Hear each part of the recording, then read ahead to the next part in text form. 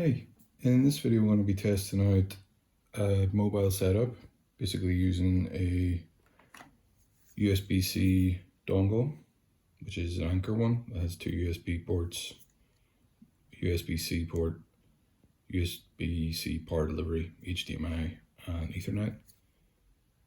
I'll leave a link to that in the description.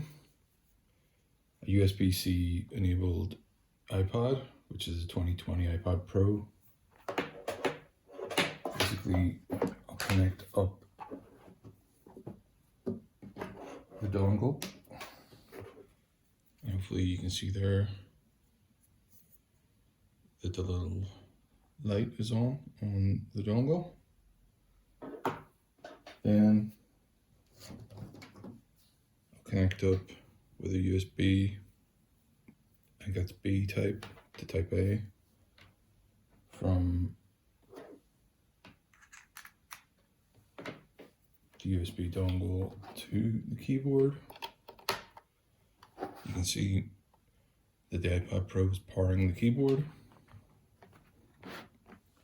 Then, and that in itself will work just fine. So say I load up some kind of synth.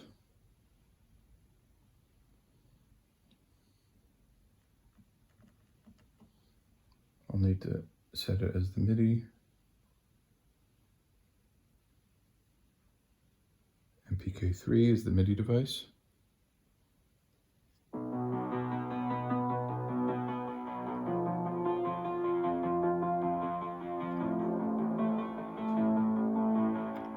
So currently that's working fine. It works fine in Cubasis and all that, but it's only playing through the speakers of the iPod. And because there's no headphone sockets on these new iPods, you sort of need an audio interface there. So I've solved that by a pair of HD 599 headphones and this little iRig Stream, which is an IK multimedia device. It's actually really useful. It comes with a USB-C type cable, a lightning cable, and a regular USB adapter, which is like a proprietary thing that plugs into the device itself. It's very lightweight, doesn't draw too much power. It has a stereo output here, phono, another stereo output for headphones. Also has loop back functionality and a mono mode, so if you're using a mono source for social media platforms that don't support stereo. Also has DC power in, but I don't need that because if I actually need external power, which might come in handy if you're using this for longer sessions, there's a power delivery here, so you could use an external battery to power the whole setup. But if I plug in this iRig Stream to the regular USB-C port here, you can see that both of these devices, the keyboard and the iRig Stream, are being powered by the iPod Pro. So I've got a track here on Cubasis that I was messing around with earlier with this setup. It's working fine. So you can hear there, that's all coming through the headphones just fine.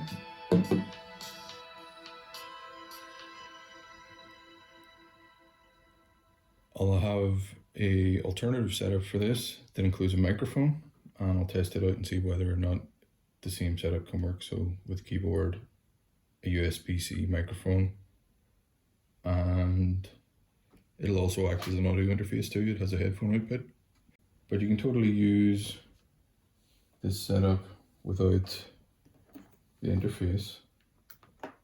If you just wanted the keyboard, you still need the dongle, unfortunately, unless you get a USB type B to USB-C adapter or lead. So you could just go direct in with the keyboard into the iPod, and that'd be all you need if you were doing electronic music. The microphone that I'm going to test out is the PreSonus Revelator, and it will work just direct in as well, USB-C to USB-C.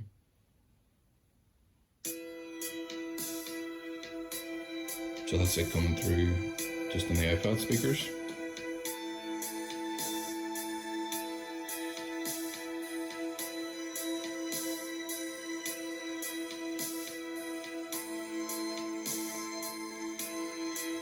So I've got a couple of instances of Synthmaster 1, a Moog Model 15, and then classic drum machines, ALD1 from the Classic Machines, Steinberg, just sort of downloadable drum machine pack for Cubasis. Cubasis does take a little bit of time to wrap your head around compared to if you're used to Cubase. It's slightly different, but a lot of stuff is the same. So you double tap to edit MIDI, and then you can bring up, it's hard to do with the bottom of the screen obscured, but you can bring up the velocity layers and adjust them as needed. So yeah, really cool. And obviously everything in Cubasis is working with that as well. The drum machines.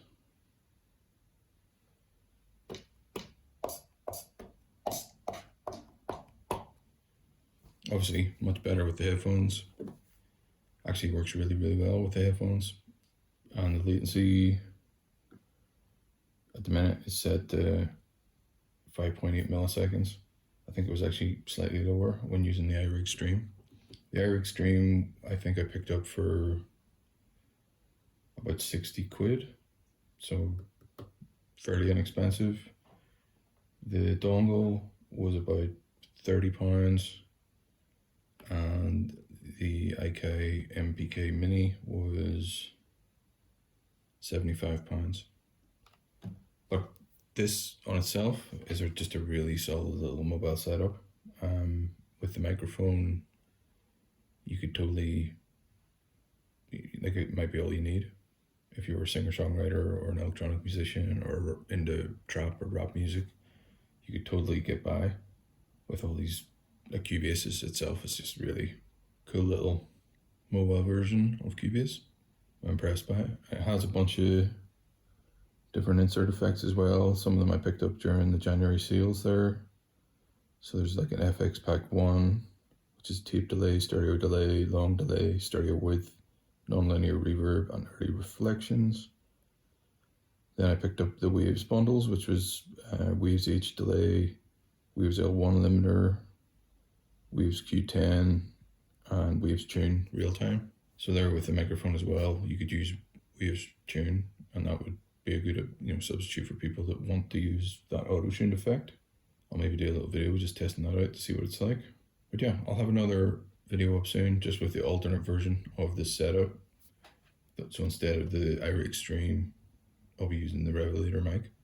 So yeah, hopefully people find this interesting, and I'll be back with another video soon. Cheers.